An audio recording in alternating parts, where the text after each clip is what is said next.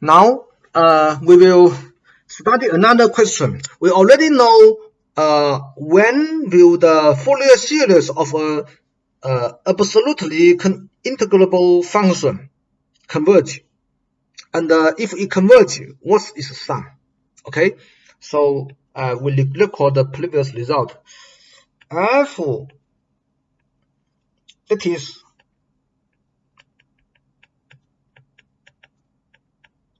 this means f belongs to R means that the absolute value of f is integrable, or f is absolutely integrable, which means that this integral is finite. Then if f satisfies h alpha for some alpha 0, 1, that is to say fx, that is to say for some delta positive and L positive, we have fx plus u minus fx plus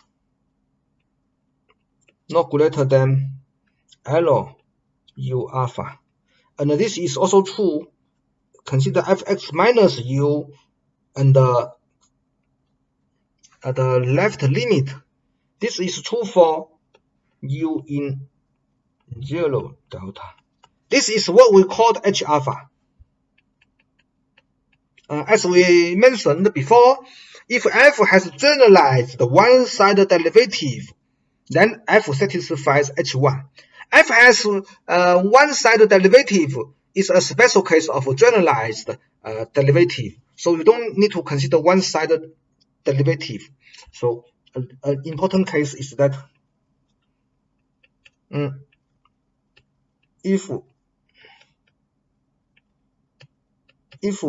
f has generalized one-sided derivative, that is d plus f0 is the limit f also not 0, fx is the limit of u goes to 0 plus fx plus u minus fx plus divided by u, or left limit. Okay, then f satisfies h1. Then f satisfies h1, and the Fourier series at x converge to the partial sum of the Fourier series converge to the mean value of the one-sided limit. That is to say, half of a0 plus the Fourier series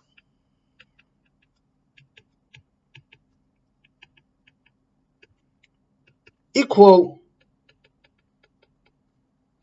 the mean value of the one-side limit at x. These two are the same thing. These two are the same thing. They are identical. Their meaning are identical. Why? Because the sum of the series is precisely the limit of its partial sum. So sigma k equal to 0 to infinity equal to some number is equivalent that as an converge to that number. Okay, so these two are equivalent. So this is the pointwise limit, pointwise convergence.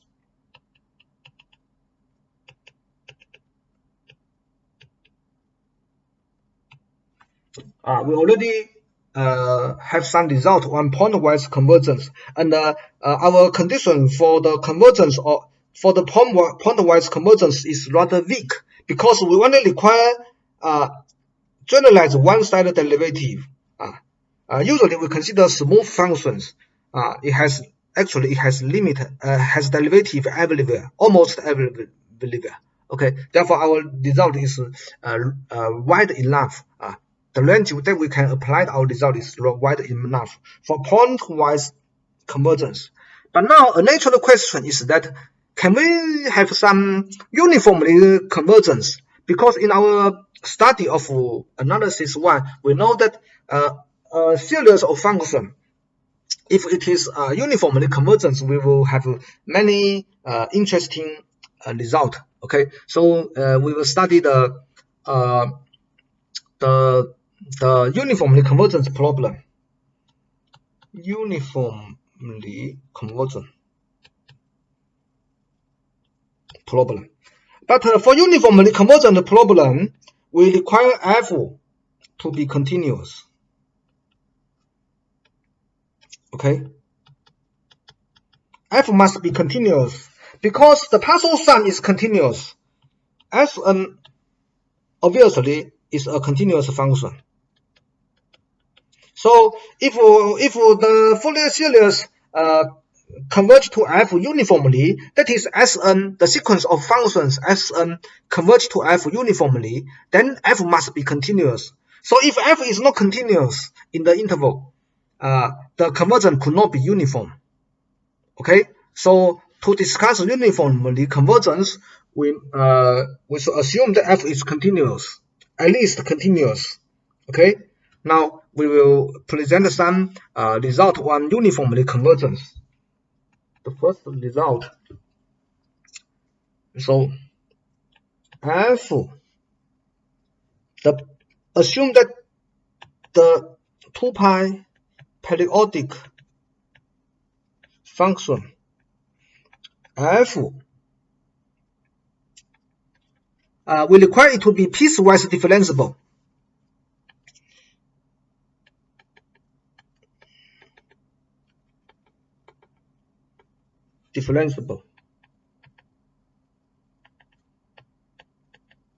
Piecewise differentiable. What this means? That is, there is a partition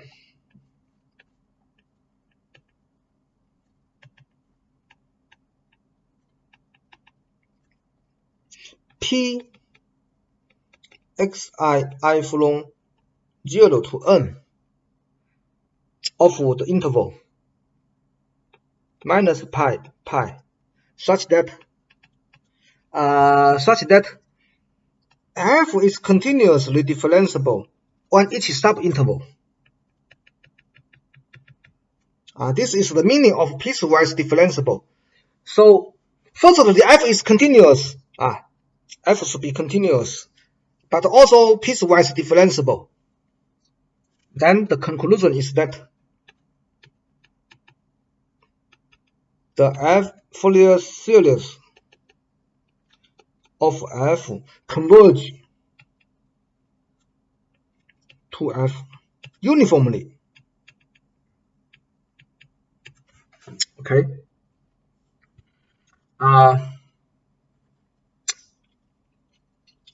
The proof is quite easy for this result.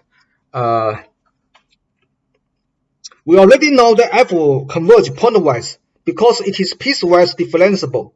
Piecewise differentiable and means that f is f. So this is the interval minus pi.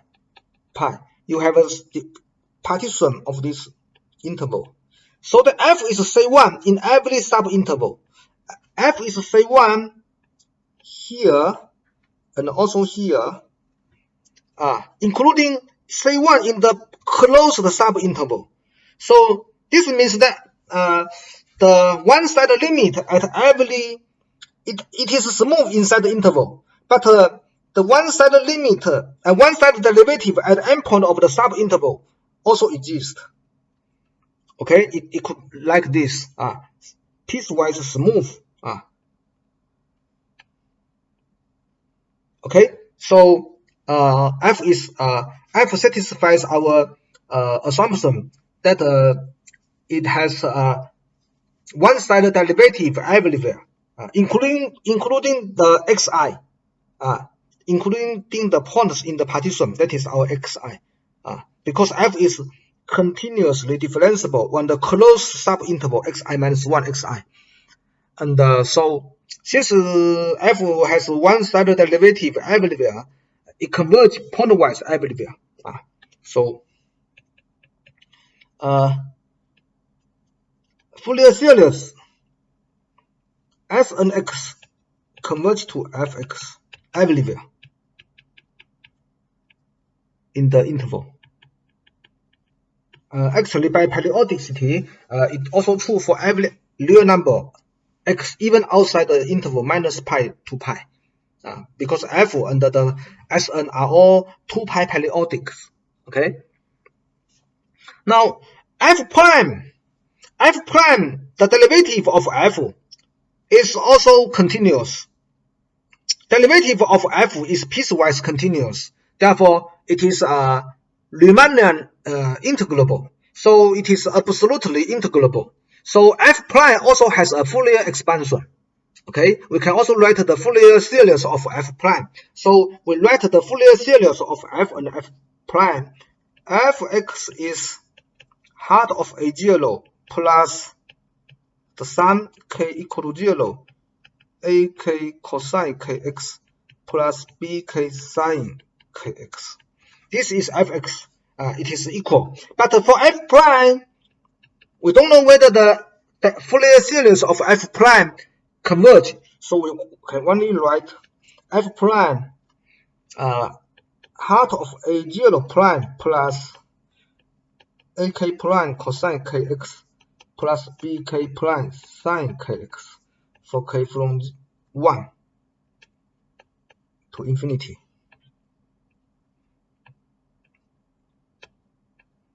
Okay, this is the Fourier series of f and f prime.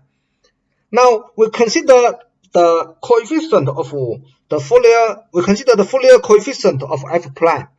By definition, for k greater than 1, ak prime by definition is 1 over pi minus pi f prime x cosine kx dx. By integration by part, this equals 1 over pi fx cosine kx dx plus k pi minus pi fx sine kx dx.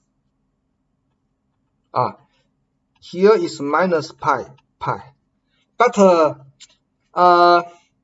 this is 0. This term is 0. F is periodic. F is f minus pi equal f pi. So cosine k pi and cosine minus k pi cancel. So this is 0. You can check that this is 0. But what's the integral here? This integral is precisely kbk, right? 1 over pi over this integral is bk, but we have k over pi, so that is kbk. That is to say, ak prime equal kbk, and bk prime equal minus kak. Similar computation by integrating by part, you will see that bk prime equal minus kak. So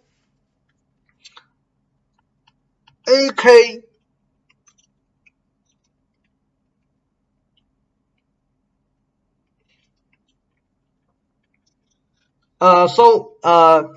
the common sum, the absolute value of the sum, the absolute value of the common term in the Fourier series of f, that is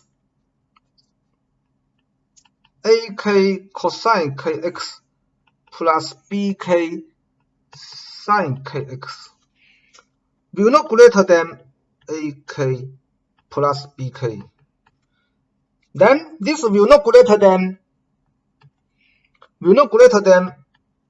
ak prime over k plus bk prime over k, because Actually, it is equal.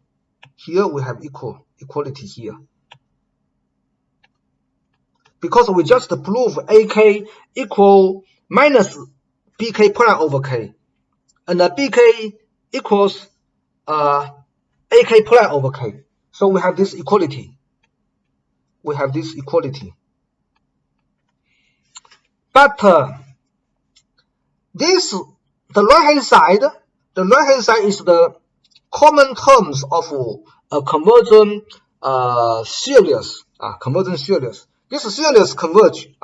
This series by Holder inequality. I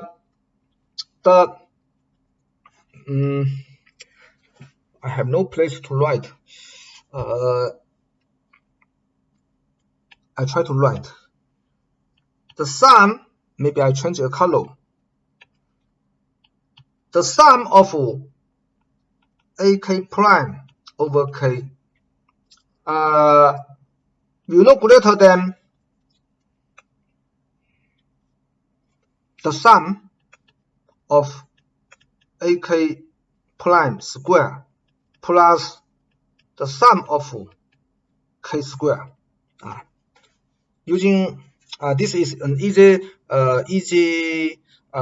inequality. Okay, so this series converge. 1 over K square converge. For this series, we have the Bessel inequality. From Bessel inequality, we know that for AK prime, I will write it in next page. From Bessel inequality,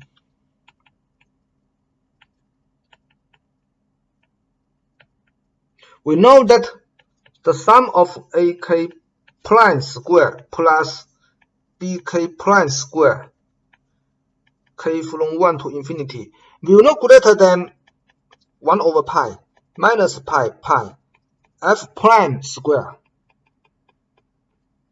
Okay, this is a finite number. So this means that AK prime square converge. The series AK prime square converge, and the series BK prime square is also converge. So this implies that this series converge, because the sum of this series is not greater than the sum of the two converging series. Therefore, this series AK prime over K converge. So go back to this inequality. Go back to here. We see that the terms in the Fourier series of f, the term in the Fourier series of f, that is AK cosine BK plus BK sine BK, is controlled by the terms of converging series.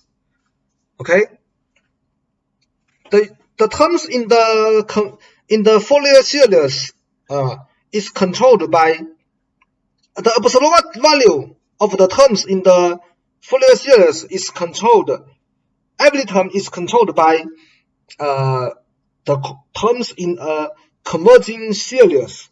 So by the result in the series of functions, in the series of functions, we know that this series converge uniformly. Okay, if you don't remember this result, you should go back to check.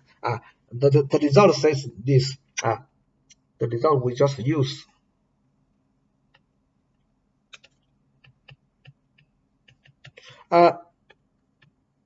If UKX not greater than AK for X in the interval alpha beta, and